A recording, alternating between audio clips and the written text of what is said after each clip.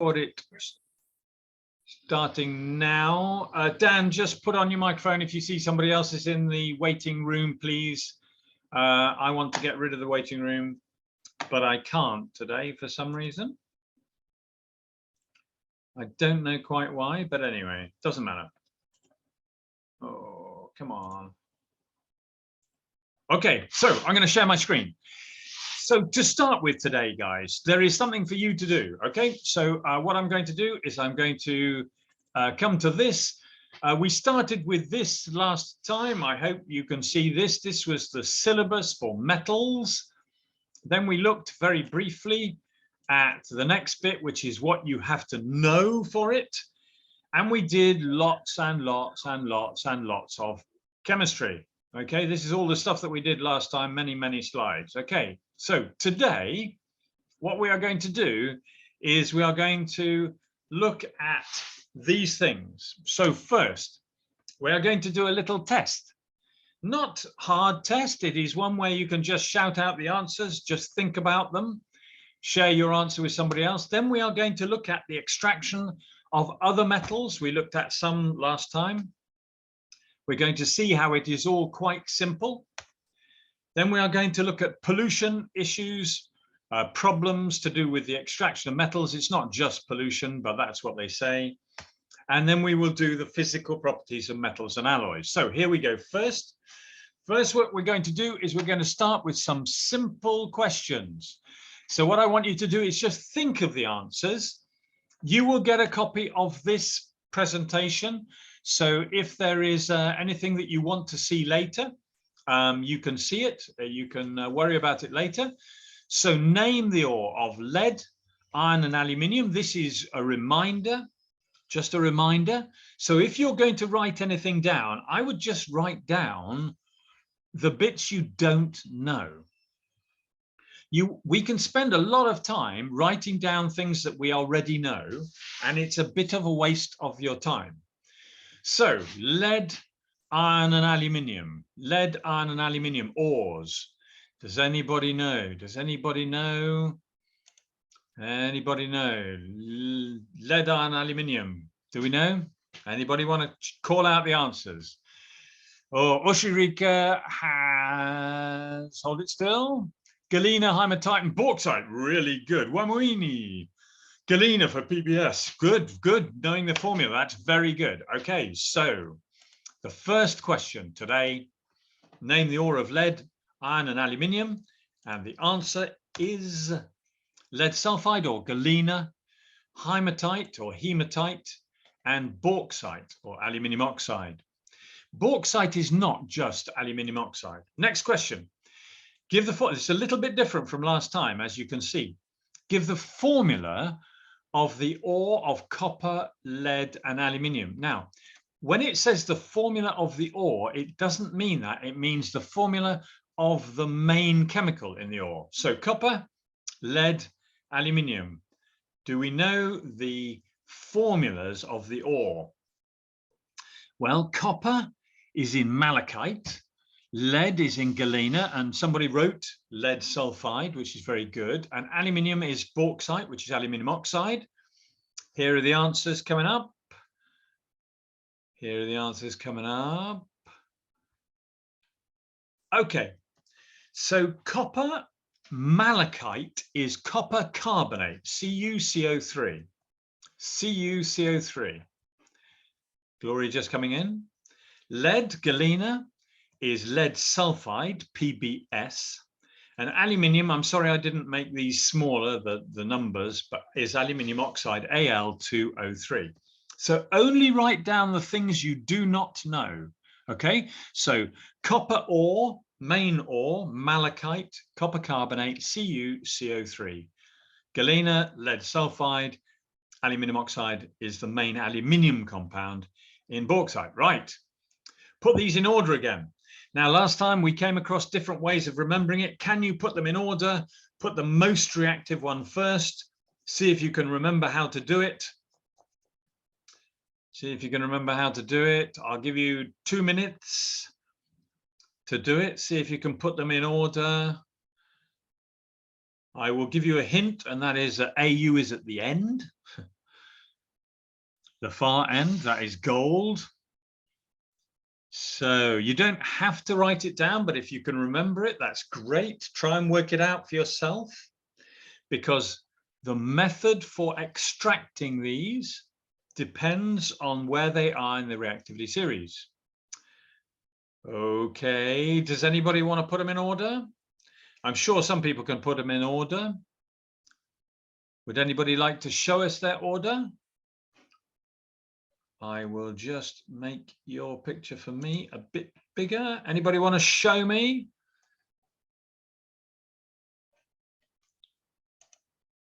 Come on, somebody's got it. Wamuini, we have a genius at the beginning.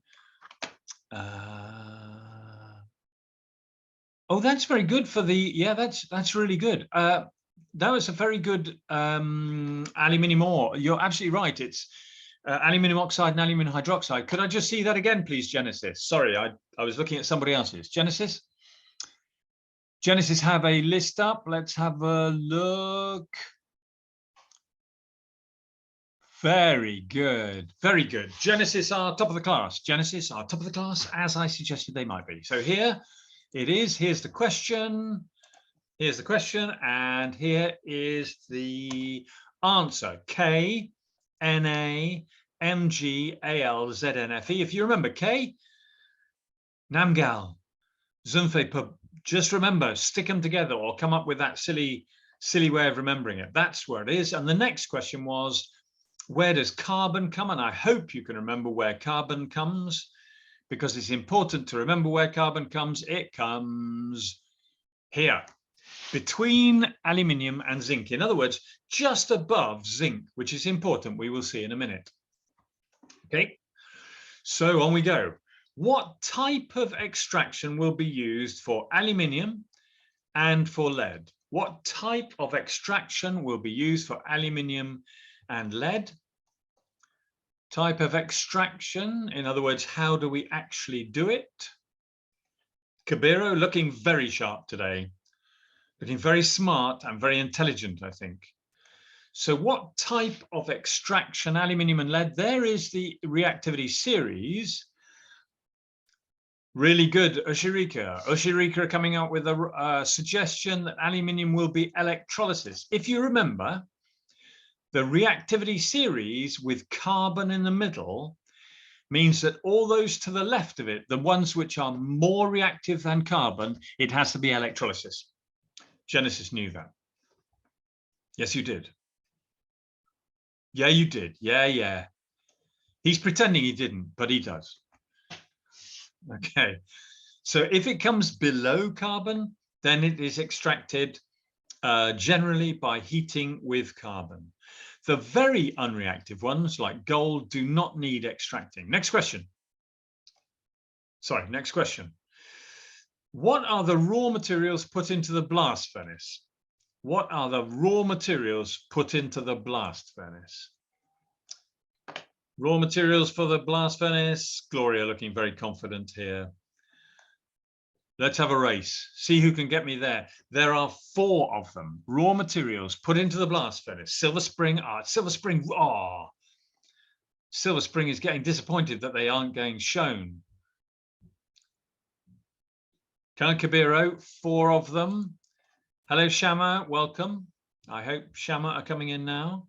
Silver Spring, Wamuini. It's a competition. See if we can, who can get the 4 raw materials which are put into the blast furnace. 4 of them. I'll give you 3 points for 3. I'll give you 2 for 2. Silver Spring want to show me something. Let's have a look. 4 materials which go into the blast furnace. Silver Spring have a blank piece of paper there. That's very good. Ushirika have carbon and limestone. And go down a bit, please. Ushirika. Glory, what have we got? Come on, Wamuini. Wamuini are getting a little bit cautious, a little bit, oh no, this is a bit too hard. Come on, Wamuini. Come on, Genesis. Come on, Shama. Hello, Shama. We are trying to name the 4 chemicals that go into the go into the blast furnace. Iron 3 oxide and oxygen. Good, Silver Spring. It's not oxygen, but yes. Oh, very good, Glory. Limestone, coke, iron ore, and hot air is the answer. That is the answer. Okay. The fourth thing, this is really quite simple stuff. You do have to try and remember them. The raw materials which go in are the iron ore itself. That's a raw material. Coke, which is the raw material, which is just carbon. Limestone and air. We use hot air because we recycle the heat. It is really important that we recycle the heat. Okay, so that's the four. You need to know those. That's going into the blast furnace for extracting iron. As we will see very soon, it's very similar for other ones. Okay, you're doing really well so far. Shama, don't worry, it's going to be okay. Seriously, it's going to be okay. You're very clever people. Come on, let's go. Okay, next question. In the extraction of aluminium, a chemical is added to the aluminium oxide. What is it called and why do we add it? Now, those of you who were here last time will know this straight away. So don't worry, don't write it down, just think about it. A chemical is added to the aluminium oxide.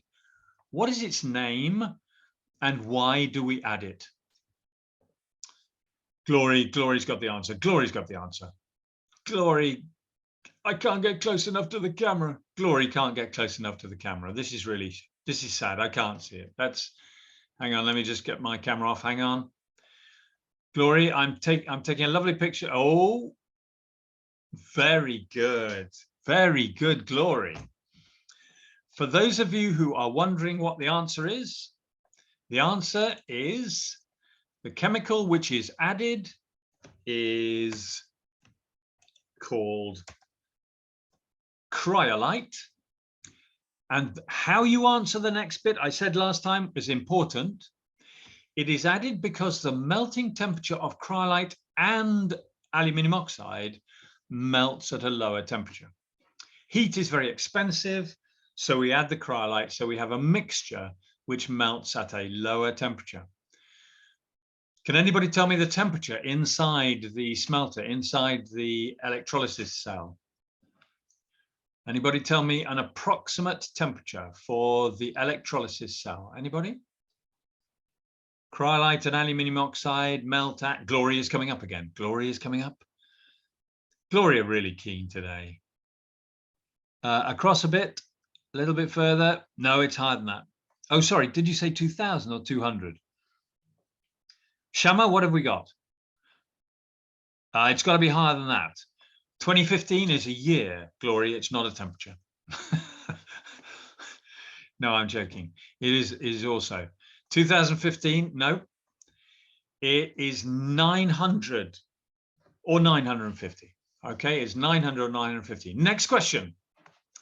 In the extraction of aluminium, can you write the equation to show how the aluminium is produced? And why is it really expensive? Why is the production of aluminium expensive? So try to write an equation for aluminium being made and then have a discussion with your neighbor. Why is it very expensive? Because it is very, very expensive to produce aluminium. You might not think so because there are so many cans and pans and so on.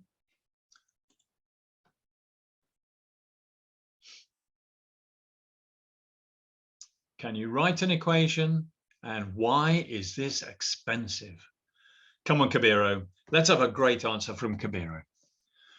Glory, I'm ready for you. Shama, come on.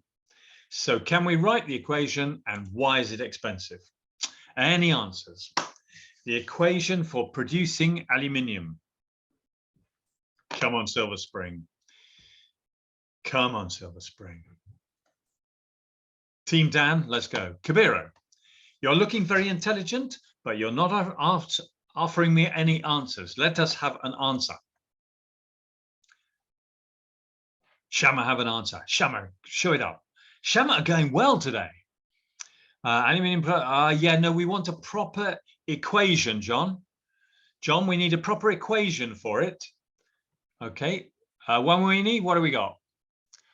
Oh, way too complicated, way too complicated. That is something That is something, that is not the production of aluminium. That is the way to purify the aluminium oxide. Wamuini, who came up with that? What's the name of that student, please?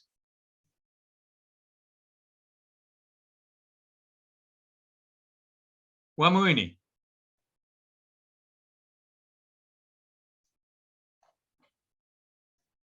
Yeah, that's a brilliant answer, but it's the answer to a different question. We will look at that in just a minute. Okay, so the question was, what's the equation and why is it very expensive? And the answer is, it's Al3 plus 3 electrons turns into aluminium.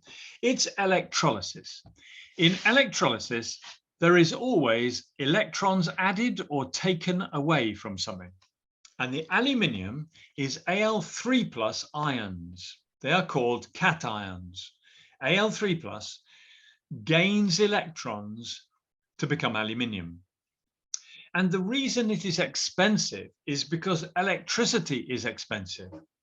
And it uses a lot of heat and a lot of power. And that makes it really, really expensive. Really, really expensive.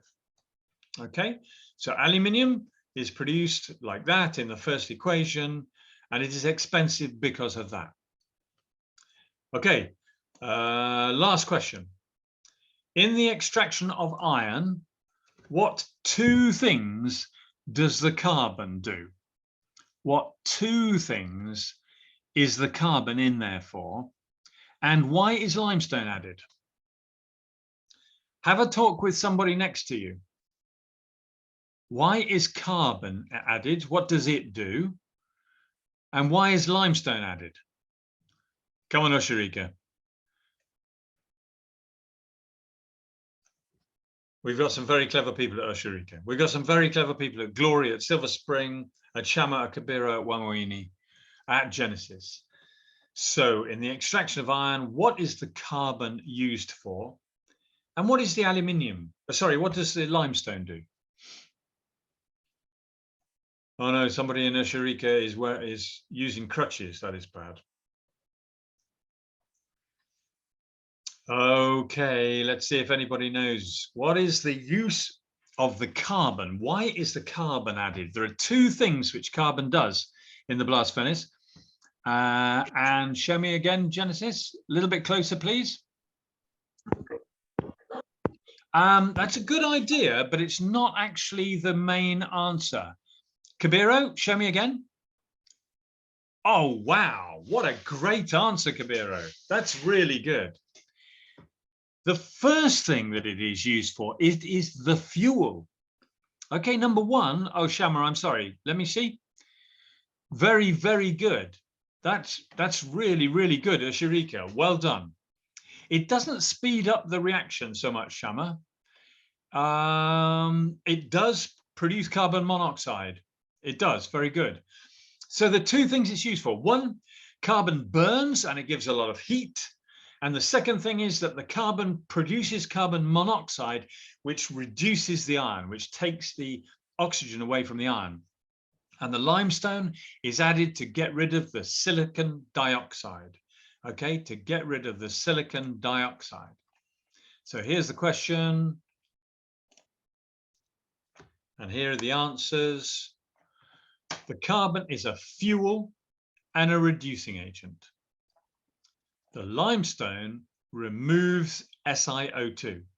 The limestone removes SiO2. Okay, all right. So here we are going to look at the basis of iron, lead, and zinc extraction. I'm going to go through this with you, but basically I want to show you something which is very important. Iron and lead and zinc, and they often ask questions about these, are all treated in the same sort of way. So you don't have to remember them completely separately. Okay, if you can remember the basics of it, you will be okay. So iron comes from Fe2O3, lead from PBS, we know, and zinc comes from ZnS as well. And what I want to look at is the similarities and the differences. And the first thing is, and there's no need to write all this down necessarily, you will have a copy of this anyway. The similarities is that, firstly, it's a simple chemical reduction. Reduction means loss of oxygen. So the oxygen is taken away from them. But wait a minute, lead and zinc are sulfides. Yes. That is because they have to be turned into the oxide first. So what we're going to do is I'm going to talk about those now. Okay, so here we go. I'm going to use a different camera. I hope I can use a different camera. Okay. Just a moment.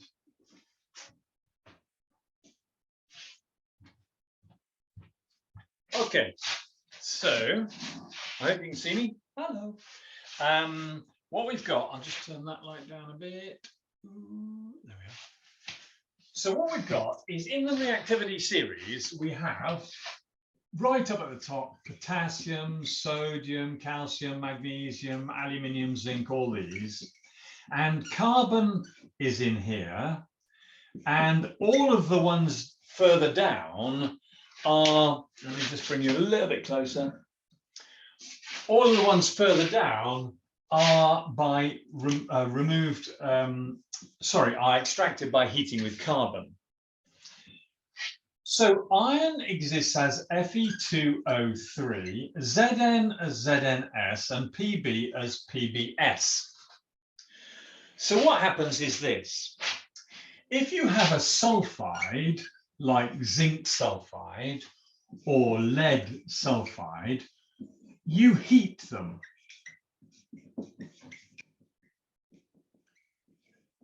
In air. And when you heat them in air, they turn into their oxides.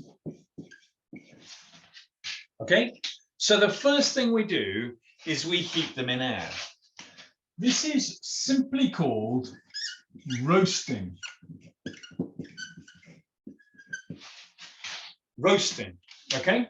So if they tell you that the metal is low in the reactivity series, but it is a sulfide, then the first thing we do is to heat up the metal and we get rid of the sulfur. Now, this is not a balanced equation. You're not asked for a balanced equation, but you can see if it's heated in oxygen that we will get sulfur dioxide. That can be a problem, but we are trying to produce zinc oxide, lead oxide, okay? Now, we said last time that in the blast furnace, which is a very, very tall structure, really huge, massive. Height is about 90 meters in the big ones. That's really huge. And into the top goes the oxide, like Fe2O3, and carbon, and limestone. And air gets blown in through holes in the side, and it gets really hot. And the Fe2O3 has the carbon takes the oxygen away from the iron, okay? It takes it away from the iron. That's reduction. Now, you might have to write an equation for that, but the big thing is this. These metals here, zinc, iron, lead, are all extracted in the same way. So if it's not an oxide, we roast it first to turn it into an oxide, and then we heat it in one of these. The other difference is that zinc and lead have lower melting temperatures than iron. So in the blast furnace with iron, it's like 1600 to 1800 degrees Celsius, really high temperatures. At that temperature, the lead and zinc would disappear. It would just come straight out of the top and be gone. So in the zinc and the lead, we have to condense. The metal evaporates and we have to condense it and it forms crystals. The only other difference is that iron ore is very rich in Fe2O3. Zinc sulfide, zinc blend, and lead in galena are not very concentrated. So we have to concentrate them, and that is done by flotation. So I'm going to show you the table now, and I just want you to remember that. So if the metal is unreactive, below carbon, we extract it by heating it with carbon.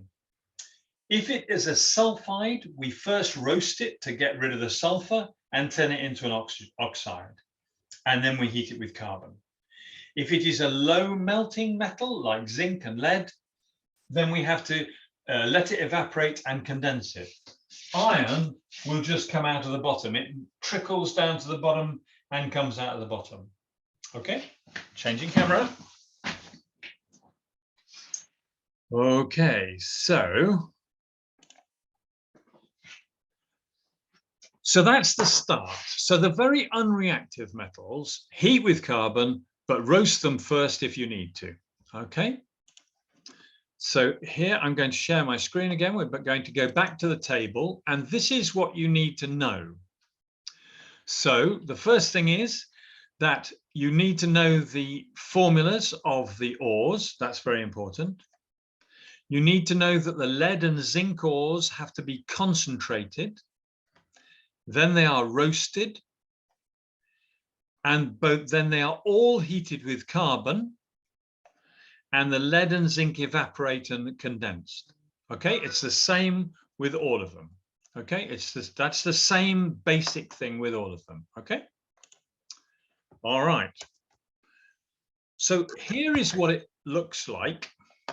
Here is what it looks like. I hope you can see that. This is the blast furnace. We talked about it last time.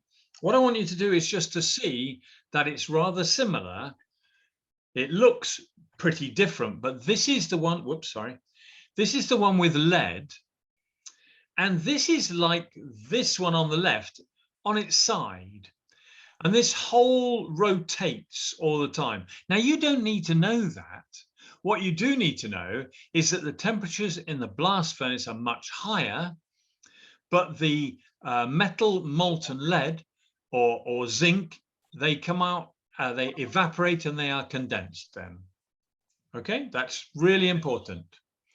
So that they are very similar methods. Right, I'm stopping sharing. Does anybody have any questions about that? So, flotation is just a way of making the ore a little bit more concentrated. Roasting, heating with carbon, high melting temperature comes out the bottom. Okay, on we go. Hang on. Whoever, who, can I just mute somebody? Oh, there we are. Okay, so here we go. Second area is, so that's just showing that they are actually similar. The next one is aluminium and sodium. So last time we looked at aluminium, and this time we are going to look at sodium, and I'm going to do the same sort of idea.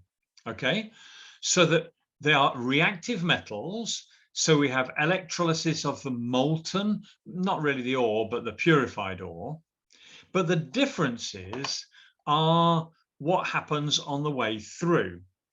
Okay, really important what happens on the way to there. So I'm going to stop sharing and I come back to my other camera. Going to come back to my other camera. I'll show you that again in just a moment, but I want to talk about it first.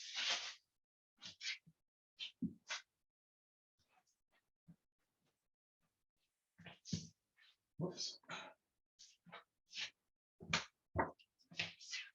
So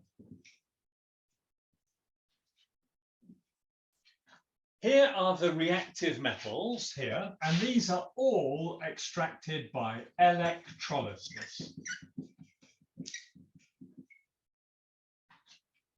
Electrolysis uses the passage of electricity through an ionic compound. It has to be ionic, so it splits up into ions. And basically, we start with aluminium oxide or sodium chloride, depending on which one we're trying to extract. Both of them need to be a liquid. You may not know why it has to be a liquid. It has to be a liquid because the ions have to be able to move. This splits into Al3 plus and O2 minus. This splits into Na1 plus and Cl minus. These are the ions, okay? Now, we said last time that in the extraction of aluminium, the aluminium and the oxygen are dragged towards these bits of kit. We said it was a big, like a big bucket, and it had carbon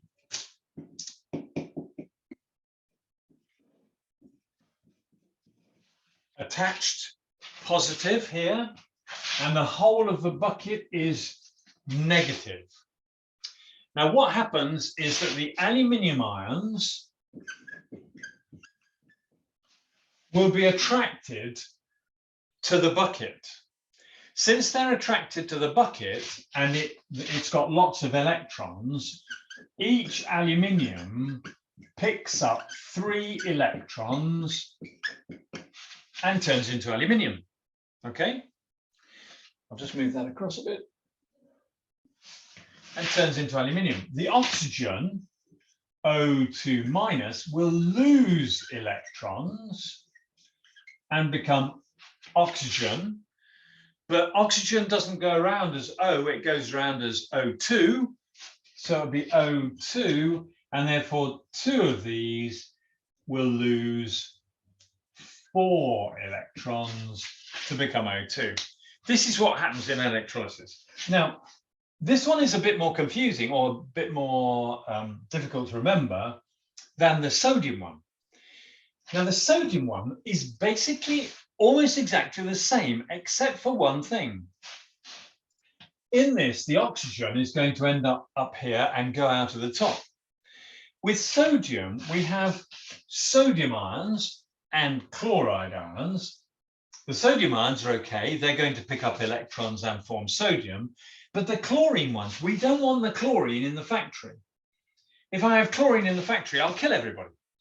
It's not a good way for the workers. I want to pay them, they want to come, they want to work, right? I do not want to kill them. So what we would have to do is have a system like this, but somehow we would have to capture the gas which comes off these.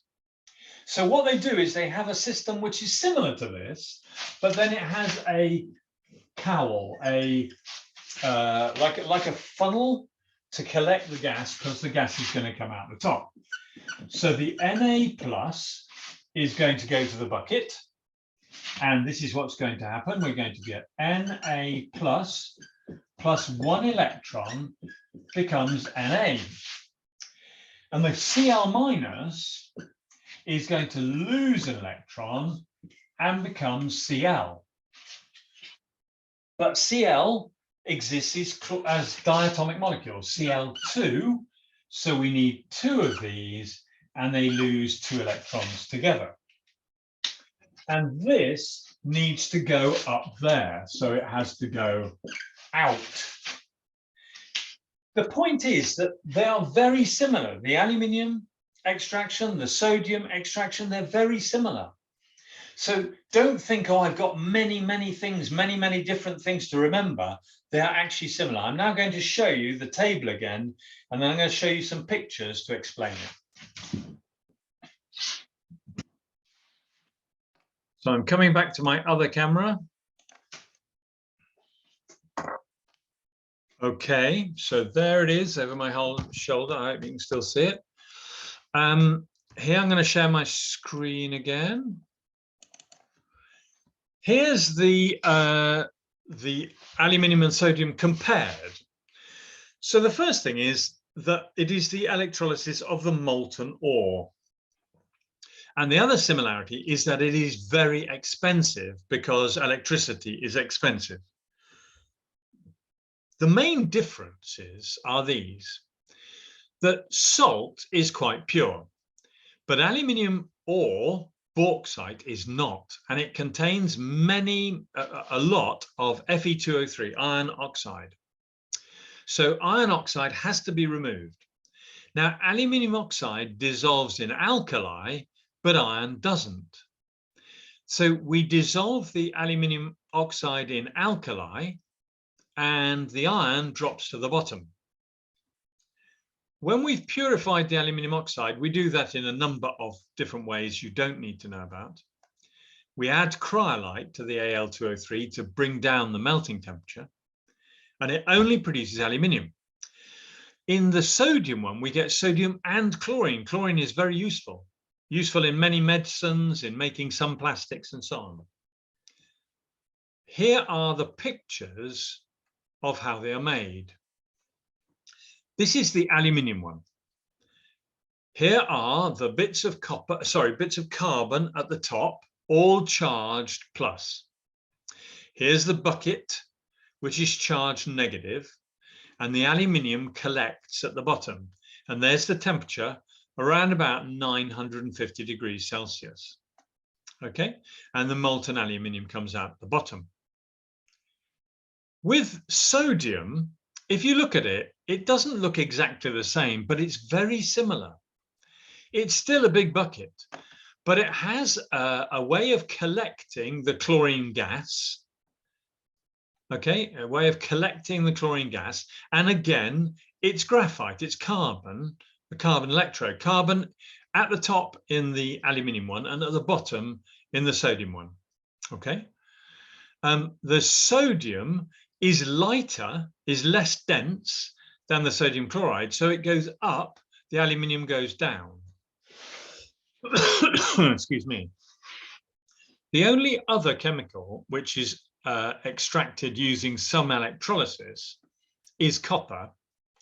But it's a very unreactive metal. So we would think it will be heated with carbon. Actually, most of it is just crushed, a little bit of heating. Sometimes they use a little bit of cyanide and some other chemicals to get it out. Then we use electrolysis to purify it. Here is the piece of kit. It looks like this. So in the purification of copper, the thing to remember is we have one impure, so we get the impure copper, a big lump of it, and we get some pure copper, and we do electrolysis. And what happens is that the impurities drop to the bottom, the copper dissolves and goes across to the other side. Okay, the copper dissolves and goes across to the other side. I'll show you that now on the board. Maybe this camera will be okay anyway.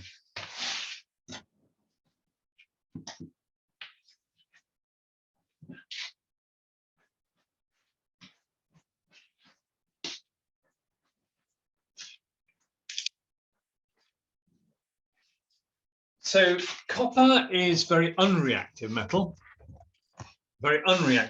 So we would assume that it would not be electrolysis, it would be heating with carbon. But we don't need to, because copper is mostly pure. So it's only at the end when we have a big lump of copper and we want to make it pure, that's when we do electrolysis. So I get a big bucket and I fill it full of copper sulfate. And I have my impure lump of copper.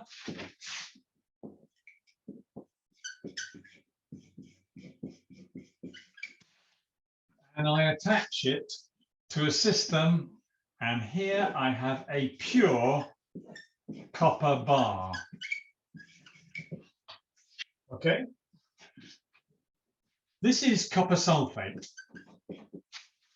And what happens is that the copper from here dissolves. So copper in here becomes Cu2 plus. And the Cu2 plus moves across and it goes to here and becomes copper again. So what is happening is this. Copper, I don't know if you can see, I'll have to do it down here. The Cu loses electrons to become Cu2 plus here. So this is the first process. And then the second bit is it reverses the process. So Cu2 plus has 2 electrons given to it to become copper. Now, if it's going to have electrons given to it here, this has to be the negative. Okay? So that way around. That is negative, that is positive. Copper goes from copper atoms to copper ions to copper atoms. And all the impurities drop at the bottom. Now, the impurities in copper are mainly things like silver and gold. So you don't throw this away. This is very, very precious metals. Okay? All right. Next bit. We're nearly there, guys. We're nearly there. You've been very patient. I appreciate it. So I hope you can see that. So that's the picture. You will get a copy of this. We will deal with that. Now we're going to just look very quickly at the problems. It's worth listing the problems. The problems with metal extraction. One, it destroys landscape. This is actually in the UK. This is in United Kingdom, in England. And years of quarrying have made a big hole. You could fill it with water, make it a reservoir. Perhaps you could, I don't know, build many things in it. But problems, number one, destroys landscape. Number two, it uses a lot of power. It uses a lot of power. This is a steel making in Germany. And it uses a lot of power. It also causes problems for workers. So number one is destroys landscape. Number two, uses too much power. Number three is that it produces atmospheric and water pollution. So it damages water and it damages the air, particularly with sulfur oxides and nitrogen oxides. Okay, very important that you know those. Nitrogen and sulfur oxides make the rain acid, and wastewater contains things like sometimes cyanide and so on, kills fish. And the last thing is that at the moment, in most countries, we are still throwing away too much metal. So we are throwing it away and we are not really looking after it. And in many years to come, people will be going through rubbish tips in all sorts of countries and digging them up to get the metals because we are being so stupid. What is really important about this is that, oh, I'm just going to do that in just a minute. I don't know if you know, but the cost of recycling an aluminium can is 5% of the cost of starting with a rock. So if you start with bauxite and you go all the way through, purify it, electrolyze it, get the aluminium, that aluminium costs 20 times as much as the aluminium in the can if you just melt it down. So we should collect our aluminium, we should melt it down, we should use it again. Okay, last bit. We're going to do a little bit on alloys just for 10 minutes. What we're going to do next time is it will be examination questions, and we will look at the chemistry behind them, and we will learn the chemistry, the reactions of metals. I want you to know that I think you students are very patient. I want to tell you that because if I were teaching you this in my laboratory, we would spend 10, 12 hours doing this. We would do practical chemistry. We would do it because it's the easiest way to learn. We would spread it out. But what I am trying to do is to get you ready for a Form 4 examination and covering a lot of ground really quickly. And I'm sorry because it's hard to do so much so quickly. But I thank you for your patience. Asante. So my last bit is about alloys, and I'm going to go to my other board and we're going to talk about alloys.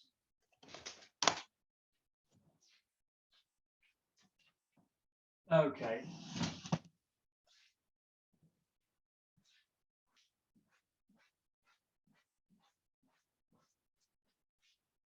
They say you should know about brass and bronze and duramin. Duramin is an aluminium one. Brass and bronze are both copper ones. Bronze, you should know this.